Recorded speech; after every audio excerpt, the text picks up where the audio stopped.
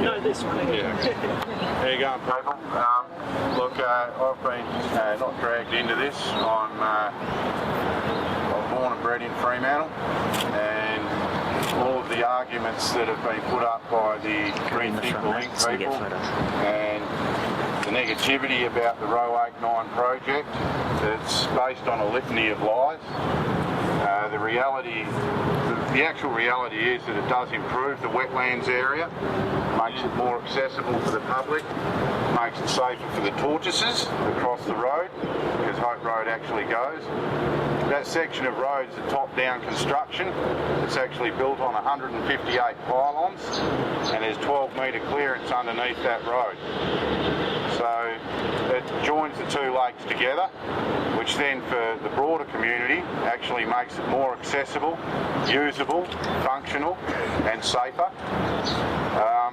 That area has, of the Roe 89 reserve, apart from the area which the wonderful lady Ilana McTiernan sold off from the Fremantle Eastern Bypass in her recent cracking government, has been there for the best part of 60 years, longer than I've been on this planet.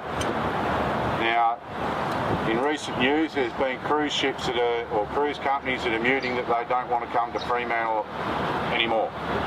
In the past 12 months, there's been 3 cruise ships which have been held back by vehicles, buses, etc., late getting back from the Swan Valley.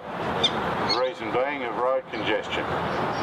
Now, there's so many arguments for and against, but the positive arguments for building Roe 89 is, flat bluntly, it's great for our state on every single level. A truck travelling at 90 to 100 kilometres an hour, its decibel noise level is actually less than stop-start traffic.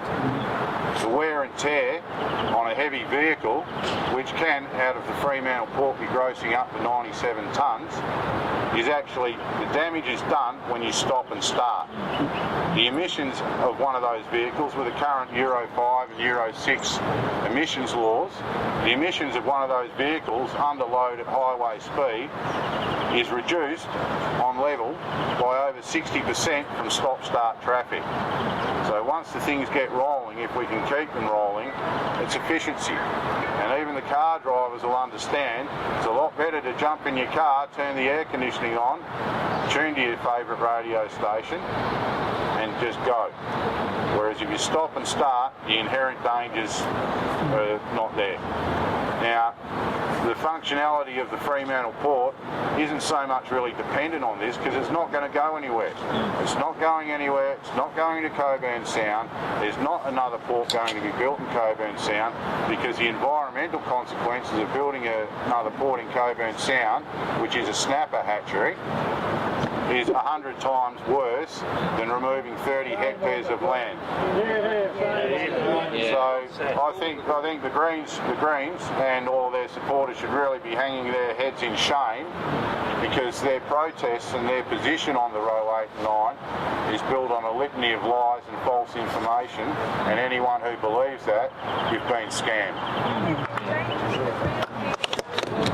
So if you're looking west from Carrington Street towards the Stirling Highway bypass, which passes Gibson Park netball courts, the 3 proposals by the Main Roads and State Government at the moment takes a 70-metre section on the golf course side of the road.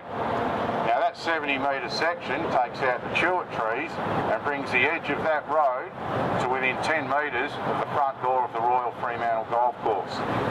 An aerial survey has been done recently by a drone company which have been so good to provide their services to us. That upgrade takes a minimum of 8.5% of the Royal Fremantle Golf Course, and it also resumes 6 homes which are not currently owned by the Main Roads at that intersection. The potential there is, it's just diabolical that they're even thinking about it, when the roads that are proposed by the Roe 89, the only impact is the homes on the corner which are currently owned by the Main Roads and have been for over 30 years. All the trees. So those pine trees, everything, the whole lot bloody goes, basically. So if people are protesting about an area of road reserve that has been there for, like like I said, the best part of 60 years. Those people are obviously not here today because they're obviously protesting about the clearing of land down on the Tonkin Highway. All right?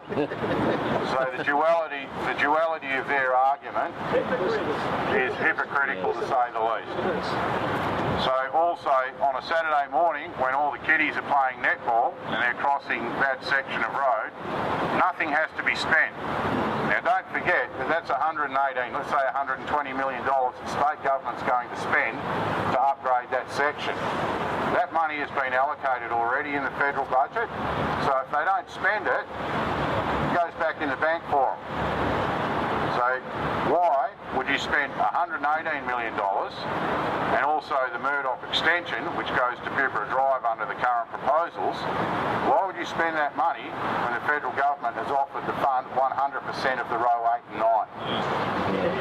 So you're throwing good money away after that.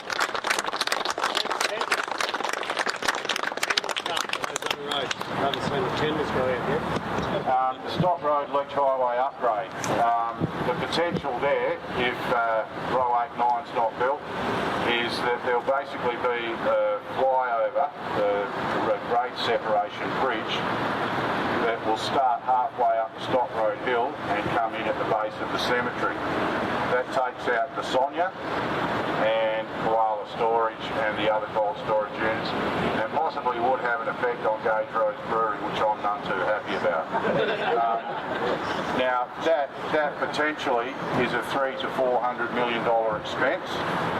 That money's not going to be coming from the federal government. There's no way knowing. Are they going to build it in the middle of the night, not through the trucks driving up through the night? Yeah, good point. That's another thing. With the upgrades on the Leach Highway section proposed, where are all the heavy vehicles going to go? Where's the alternative route? At this point in time, it's Marmion Street, which is single lane. She's got schools, football fields, etc. Businesses. No matter how far the train takes you, freight, when it gets to where it's going, it's got to go on a truck. Because I guarantee your IGA and your Woolworths down the street don't have a rail siding. People also need to be made locally aware that the current subsidies for a 20-foot container ex the Fremantle Port to the Kewdale Freight Terminal or the Forestfield Intermodal Terminal is $60 per 20-foot container and $90 per 40-foot container. Now I'm all for putting more freight on rail. I reckon great idea. But do the people of Fremantle want more trains travelling through there between 1am and 4am? We can't double stack the containers because of bridge clearance. So basically the rail system is not a critical mass. We can put more trains on there, but then it's going to involve going through Brad Pettit's little village. And I don't think Bradley will be too happy with that. So rail freight isn't viable on distances under 500 kilometres. How did you get the loads off the trains, Jason? With big forklifts and big trucks.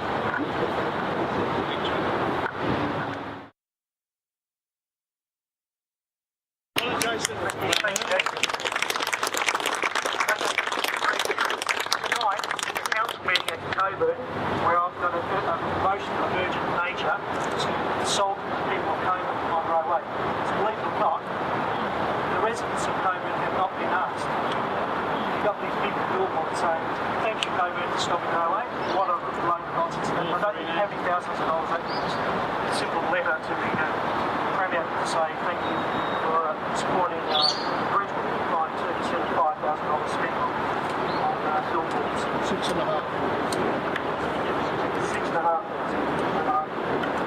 Can I ask, where did the funding come from for all the anti-row 8 protesters? Because they seemed like they were really well funded. From our councils. We gave them, say, the Billiard Wetlands Group $25,000 at the beginning, plus $3,000 City of Coburn ratepayers, plus $3,000 for those Save the Lincoln signs. So we gave them $28,000.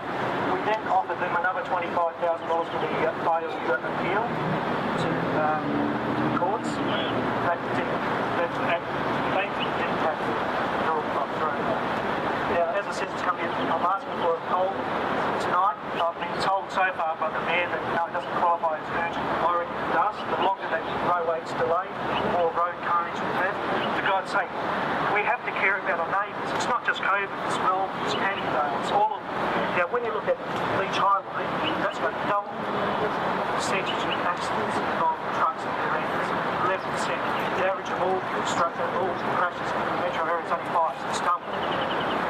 this way, 60% of all crashes in the metro area involving trucks and rear enders, 60% of them are on Leighton Beach Highway. So, at the end of the tip, the blood's on Gowan's hands if he doesn't bring it forward now. Blind shelling. Exactly, yes. We want the trucks off our local roads. Now, we've got this marvellous district traffic study report that's commissioned by the City of Coburn. I know, hopefully everyone's heard of that. On that, it proposes by 2031 that 100,000 traffic movements will use row 8. That's 100,000 traffic movements off our local roads. It doesn't magically reduce traffic like some of these morons reckon. It doesn't create, they say highways creates more traffic. No, it doesn't. It's a traffic moving smoothly. So that's what we're looking at. So by 2031, 100,000 traffic movements off our local roads. I'll give you some examples. Barrington Road, 50,000 less. North Lake Road, 30,000 less. Berrigan Drive, 14,500 less traffic movements a day. You know the Armadale Bridge bypass, it's going to take 9,000 traffic movements off Amelia Drive in front of Gateways, only 9,000. It's forecasted by row 8 to take 17,500 traffic movements a day off there. So when Darren Group says, oh, we're not going to proceed until the bypass is done, well, they should have said it out. We won't proceed until row 8's done. Row 8 is going to have, it's going to transform traffic patterns. So I'm not preaching to the converted, it's going to transform traffic patterns south of the river for everyone, not just Coburn. Cheers, thank you very much. And just one other thing, thank you very much. And we've got to say a big thank you to the police. God knows how they put up those